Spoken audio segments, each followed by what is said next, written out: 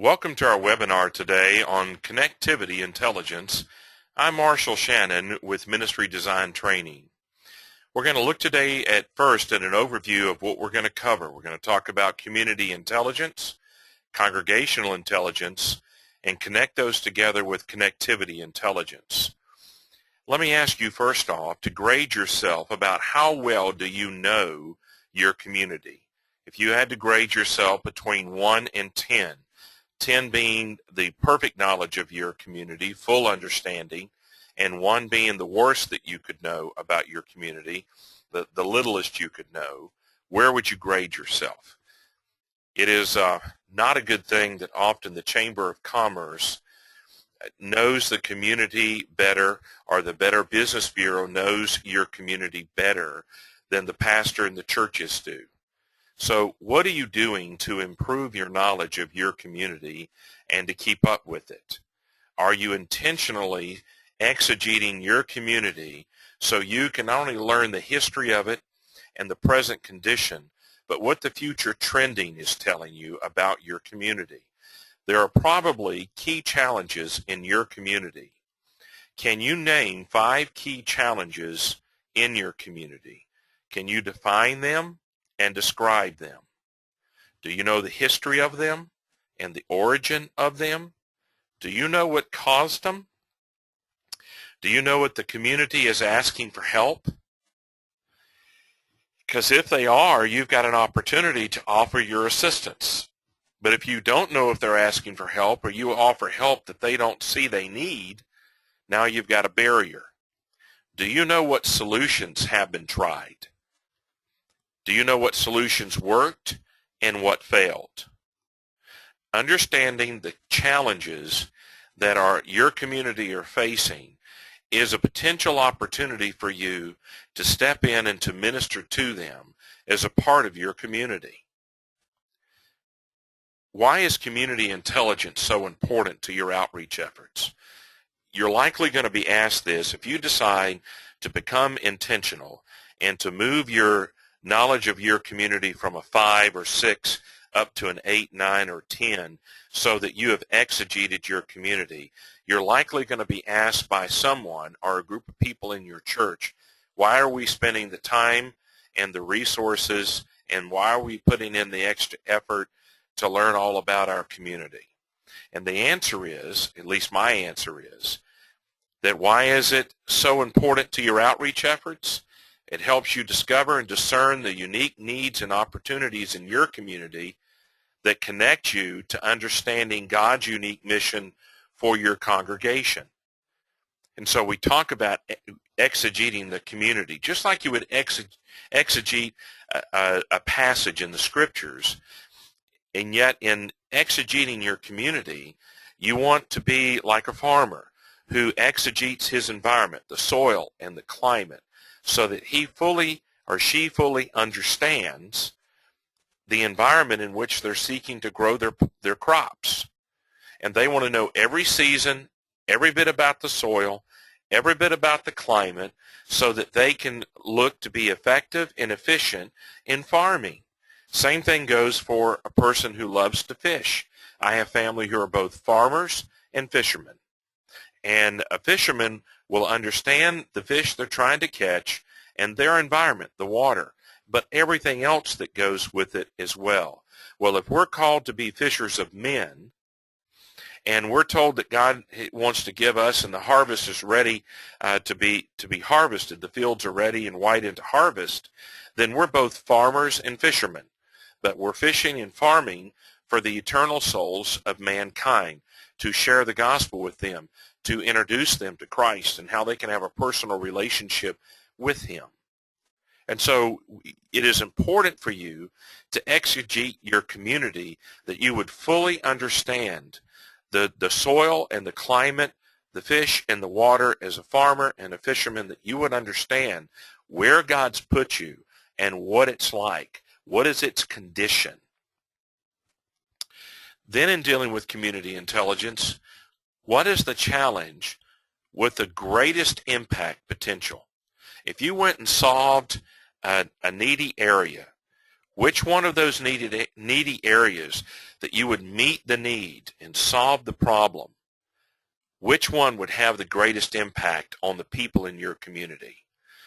If you've read much about Charles Haddon Spurgeon, you will know that it was said about their ministry, Tabernacle Baptist, that if at one time in London had Tabernacle congregation been pulled out of that community, that it would have crippled parts of the city.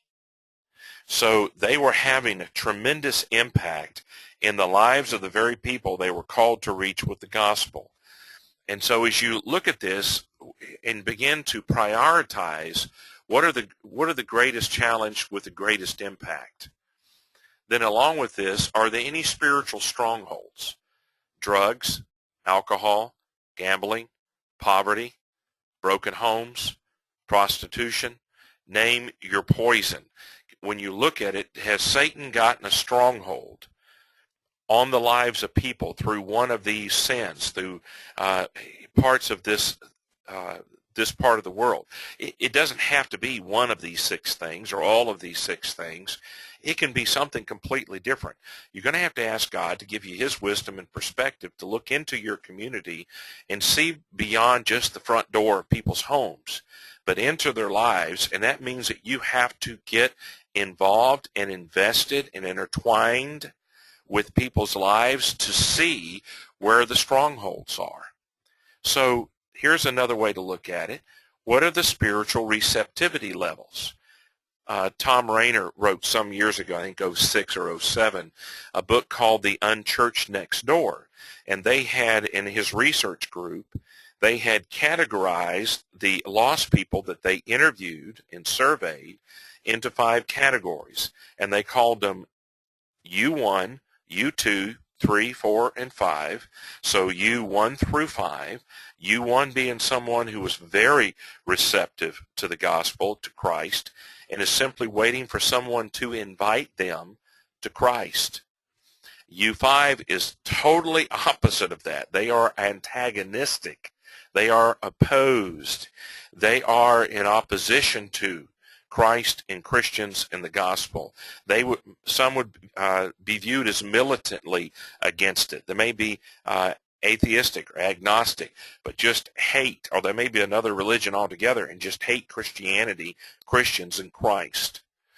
So when you stop and look, how would you grade them? You don't have to put them together like Tom did, even though the book is a good book for you to get to read and to study, because he gives you ideas about how to deal with each category of unbeliever, of unchurched person, and ways to lead them to Christ and to build relationship, and it gives you strategy for dealing with it. Be a great teaching tool for you perhaps to use in your ministry in preparing and equipping your congregation to win souls and make disciples. So how do you know the spiritual receptivity of people? Well, you better get in the middle of them. How do you use that information?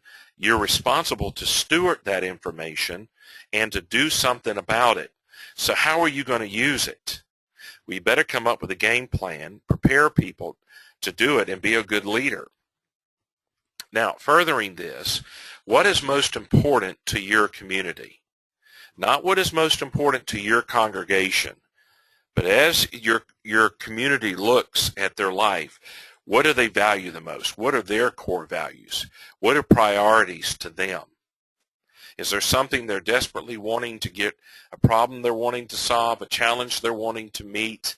Is there something there? Are there any needs created by major industries? What I mean by this, in the South here, in South Carolina, this was a textile city. And when the textile industry died, it devastated and impoverished and created all kinds of problems for the villages and communities, because the textile mill, for instance, where I pastored, just across the main highway, was the very last remnants of the textile factory there. And you had churches and houses and stores and doctors' offices and retail and other industries that were all connected to that major industry. And when it died, people were living in the textile industry's houses, shopping, and had credit at their grocery stores and retail stores, got their cars fixed at the textile repair shop for their automobiles, and on you go. And all of a sudden, you've got a ghost town because people have no way to get another job. The whole area was that. That was a major industry. Now, modern day, today, let's say that Michelin or BMW went belly up in Greenville, South Carolina, where I live. Don't you think that's going to have an economic effect, impact? So as you look at the major industries, it might not be that they're a bust. It might be that they're booming, and it is creating a problem. It might be some other, vice industries, meaning sin, back to the drugs and alcohol and gambling and prostitution, that has caused that kind of industry is booming, and it's causing a bust in the lives of people. So are there any opportunities created by major events or activities? Well, you've got to decide for yourself. The book written by Carey on the fine line deals with the fine line between Christ and culture. But as you look within your own framework of theology and your willingness to invest and involve and intertwine your lives into your community, are there events there that you can go into and have a tremendous impact into their lives and to be a part of the community? Whether it be an annual parade or a picnic or a family gathering or any number of other kind of events or charities that are happening that you can take part in. Well, you need to exegete your community and go learn about them and then begin to network to know the people. And if you, as a church, don't do like a business does, my parents owned a business in Mobile, Alabama.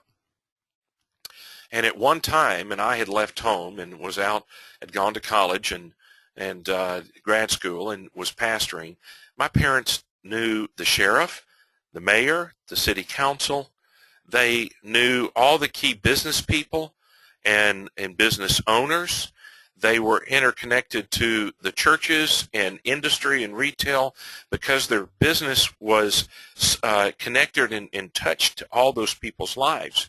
And I'm just encouraging you to network through your congregation into as many lives as you can and do it in such a way, in such depth, that it opens opportunities to you by the very people you live with and are called to reach. So here are some intelligence resources. Demographic studies. Demographics are the average or typical characteristics of a people in a particular area. Such characteristics as age, income, education, status, type of occupation, region of country or household size. It can include the age of the children, the status of the adults, home ownership, home value, whether one's home is located in an urban or rural location, city location. Demographics is telling you basics about the people in the area.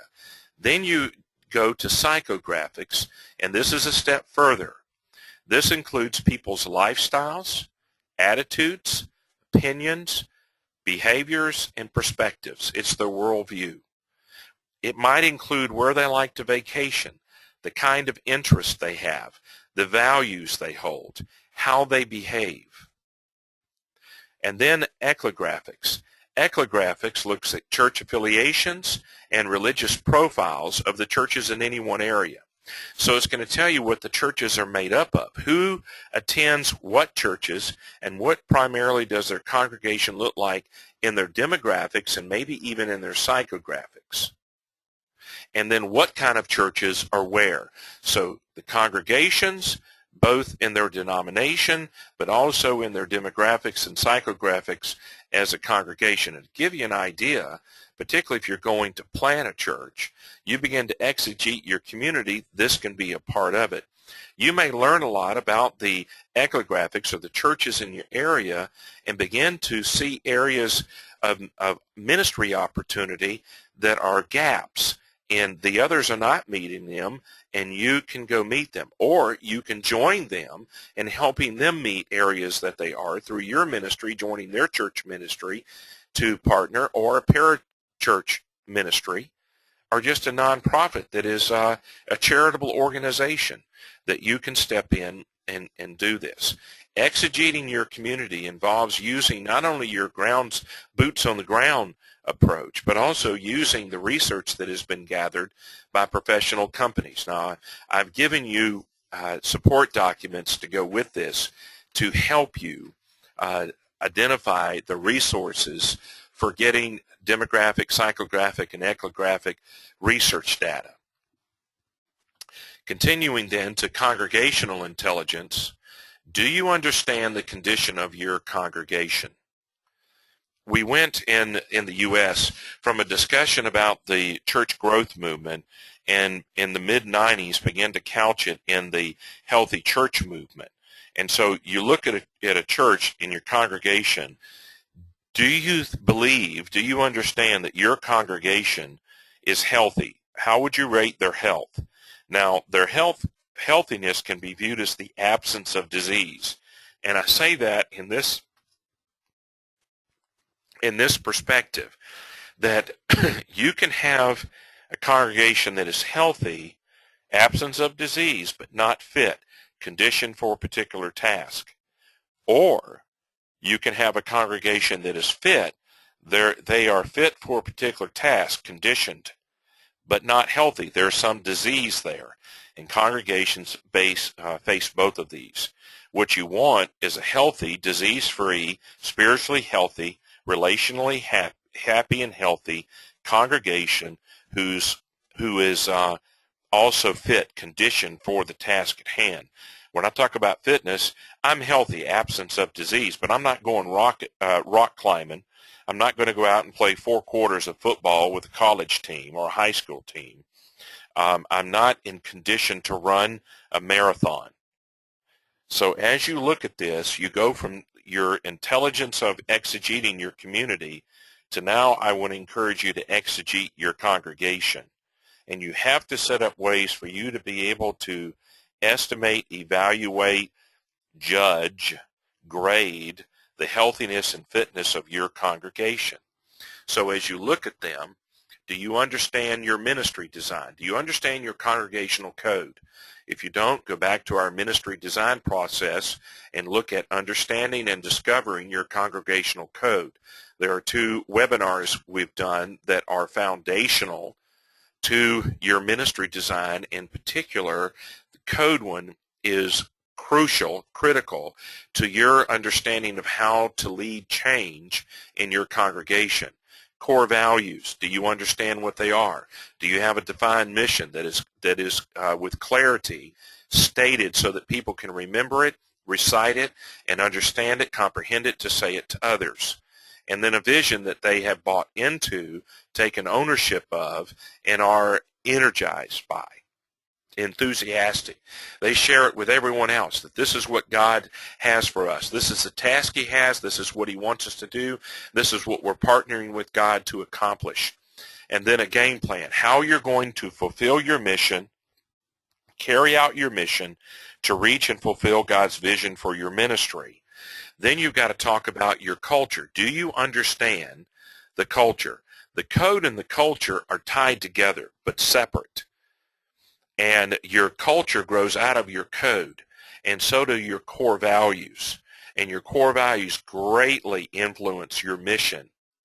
And so as you carry out and devise your strategic plan, your game plan, you better have a full understanding of this, because when you blend and marry together your community and their needs with your capabilities as a congregation and your calling, that you then have, you had better have understand all 6 of these things.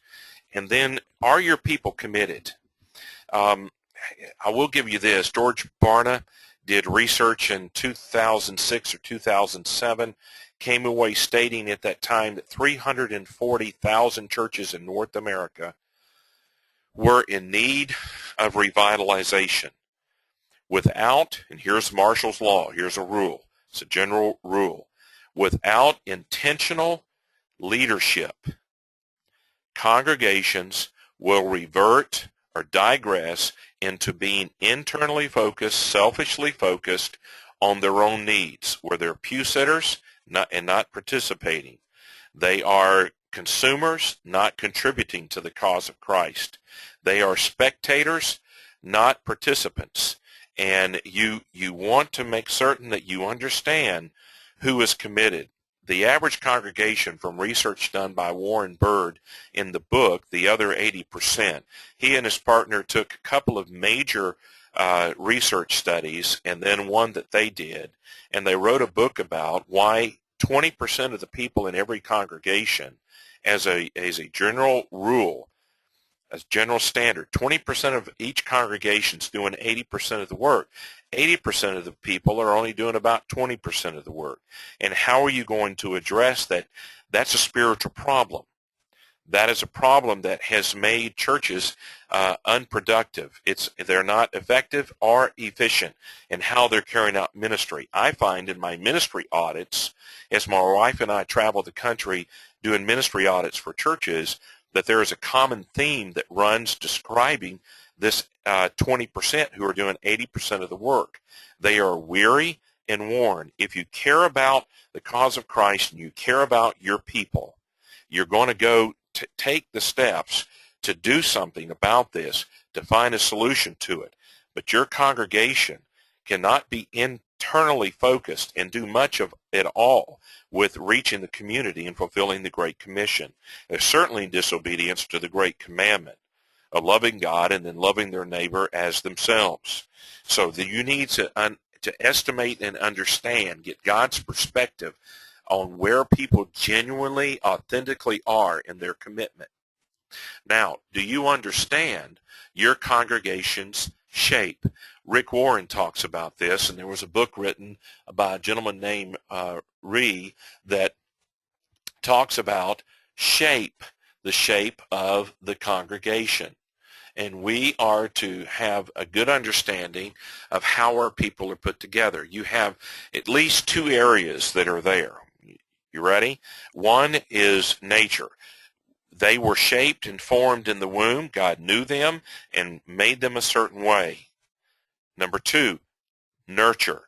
That their experience and environment and teaching and relationships and parenting and home and school and church and so forth had a part in shaping what God put together in the womb, nature. So wherever you fall down in your theology there and your framework, you need to do something with the following information. So it's an acrostic. The S stands for spiritual gifts. Go to 1 Corinthians 12, go to Romans, study the spiritual gifts. There are tests, and I'm giving you support documents to help you find and identify people's spiritual gifts. Along with that, you want to look at their heart, their passions. What are their core values? What are they passionate about?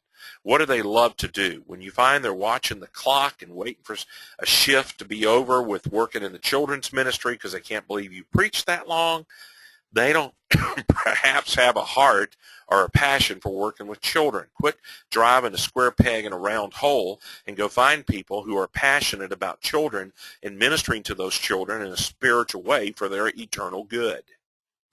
Then you look at their abilities. What are their natural capabilities? What are their bandwidths? And I'll give it to you in this way. A bandwidth deals with capabilities and capacity. My capability to juggle tennis balls. I can do 2 at a time. Not very gifted, but that's my capability. I can juggle, and I can juggle 2 tennis balls at a time. My capacity is 2. I can't do 3. I drop them. So as you look at your congregation and their shape, what are their spiritual gifts, collectively and individually? You can go to placeministries.org or assessme.org to look at these and find out each one of these things are covered under those websites. Costs a little money, well worth the money in my opinion, for you to begin building a file on every leader in your church, every ministry leader, every key worker, anyone who would want to get to the place where now they're ready to engage themselves in ministry, to minister beyond their own spiritual growth into the spiritual life of other people, that you want to look at their gifts, their passions, their abilities, and their personality. You can use any DISC profile and any number of other research tools that will test and give you a person's personality, both how they were born and how it has developed. So you want to look at the personality types. In doing this, there are research that will help you, studies that will help you put together your leadership teams and your work teams and groups together, so you don't put the wrong people together in the same group. You're going to hinder, distract the work that you want to get done if they are at odds because they don't work well together. And then the last part of the shape, their experiences do shape them in the nurturing. So how well do you understand yourself and your congregation? Do you have tools that you're using to help them identify themselves and then look at them in groups as you put them together and as a congregation as a whole to help you identify who are you? Then, do you see community needs your congregation is uniquely equipped to meet? So now you're beginning to stop and look at the needs and then look at the identification and equipment of your congregation and see if you might connect the two. What solutions can you provide that no other ministry is providing? You want to look for the gaps that no other ministry is providing, that you are uniquely qualified, called of God, and equipped to meet a need, to solve a problem, to meet a challenge, to in some way reach out and provide a service or a product or a relationship or something that is going to give you inroads into people's lives. Do you have the bandwidth to meet them? Again, back to the capabilities and the capacities. So as you look not just at yourself, but at your congregation, what are the capabilities and where do the capacities start and finish? Is your congregation willing to invest themselves? Again, you've got to judge, and you need to ask your people, survey them, talk to them one-on-one in groups, town meetings, however you want to do it, to find out if they're passionate about a particular opportunity. Are they willing to invest themselves? Are they passionate about meeting any particular need? We've been doing top-down ministry designing for so long where we decide as the pastor or the key leader or the leadership team that here's a need that we think we need to meet. We stand up and say we're starting this ministry, this program, this event, this activity, this process, this system, so forth, to meet this particular need. And we don't know if anybody in the congregation's passionate about it or not, and trying to fill the positions and get them to participate is like pulling teeth. And you just struggle and struggle and struggle. And I'm telling you, doing ministry that way and leading ministry that way is counterproductive. You will spend all your time trying to find people at the last minute because they didn't show up for their obligation or for their time to serve. Why do it that way? Go find out about your congregation. Develop your congregational intelligence. Now, let's move from that to connectivity intelligence. When you examine your congregation and your community, what are the common links? How would you rank the common denominators between you and your community? Where can you connect to reach them with the gospel? How can you help people in your community to connect with your church family? Do you see opportunities to partner with other ministries?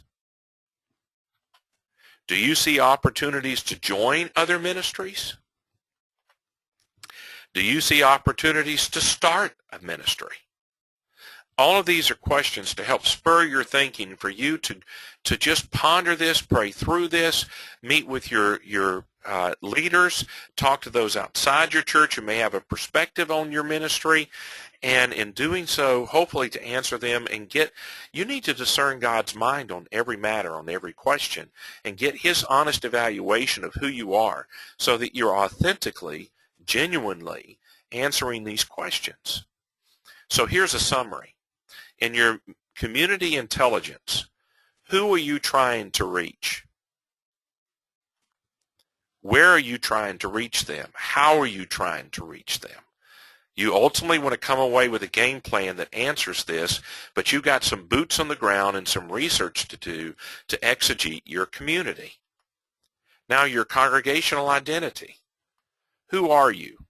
At your very core, at your very code, at the very center of your life, who are you? So what is the DNA of your church? What is your very essence, your ethos? At your core, who are you? Why do you do ministry? Where's your ministry headed? If you had to give your collective characteristics and talents, what would you say they are? Your characteristics, your talents, your giftedness, your abilities, your availabilities, your attributes, your experiences, back to your shape. Who are you as a congregation? Can you put it into a phrase, a couple of words that identifies it, maybe a paragraph, so that you can explain, maybe break it down into categories and write it out. But you need to have control of this. You need to master this so that you can come up with a master plan for reaching your community and fulfilling your calling as a church. What are you called to do, and how are you called to do it? Following the formula I'm giving you is not the way to do it. It is a way to do it. It's an outreach, missional-minded way to reach into the lives of your people and to connect with them. Now, let me say this. I want you to look beyond the idea of building bridges to the idea of not having you sitting on this side of the river and the community sitting on the other side, but you go and live where they live, do what they do, be who they be, and learn them. And so that you're not just isolated and insulated and leaving putting your drawbridge down like you were a castle, put your drawbridge down over the moat, and you march your troops out into the wilderness to talk to these heathen, and then you come back, pull your drawbridge up where it's safe, secure, and you're internally focused and happy and comfortable, and you've done your duty for the week, the day, the month, the year. You've done that short-term mission trip. I'm telling you to change your thinking and go live among them and live out your faith with them and draw them into your assembly and be patiently waiting as they ponder and consider the call of God upon them to come to him. And as he draws them to himself, whatever your theological framework is and how you view this, that you are a part and partnering with them. Look at the life of Christ. He went to where the woman in the well was and talked with them, and into sinner's house to eat, and into the gates of the city to talk, and into the temple to talk, and into and everywhere he went. So you need to understand your community and how you're called to reach them and where the fine line is for you and your posture toward the community, so Christ and your culture and community, as to what you're going to do and how you're going to go about reaching them with the gospel. But I do know this. With all my soul, I want you to pursue souls, pursue Christ, and pursue people who are in desperate need of Christ. Then you have the connectivity results. What are the bridges to your community? What resources will it require? And can you make it happen? And as we continue to talk about this with connectivity results, what is mission critical to you? What is most important to you right now? If you look at your opportunities of the challenges, the needs, the strongholds, everything about your community, and you look at your congregation and how God and where God has brought them to, what is most important? What is mission critical for the community and for your church? What is most important right now for you to reach into and meet the needs of people so that you can lead them to Christ and make disciples that make disciples? How will you prioritize your connections? How will you prepare for them? Who will lead the planning and the preparation? Who will lead the implementation? And who will manage the management of your implementation? so that you have someone who's responsible to, or persons, to monitor and measure how well you're doing as you implement your game plan to reach your community, and then to make adjustments that may be painful because you may have to kill some programs and projects you're doing that you just feel like you didn't plan well enough or prepare well enough or get the right people involved, and you're not able to have the impact, or maybe something changed in the environment in the community, and you're going to make some adjustments in this. In order for you to reach your community for Christ, what do you think you have to know about the people you're trying to reach and the people that are doing the reaching? And what connectivity do you see between you and them? How can you bridge the gaps, build together, like tie together the opportunities or bundle them together so that you can reach them? What does all this look like for you? Do you understand God's mind on the matter? What his will is for you and how he'd have you to carry out his will? I hope you use the information to honor God, to bring glory to his name, and to do everyone around you good, both in your church and in your community. I'm Marshall Shannon, your ministry design coach with ministry design training or concepts. You can reach me at this email or either one of these phone numbers. We'll be happy to provide one-on-one coaching for you as you move your ministry forward for Christ.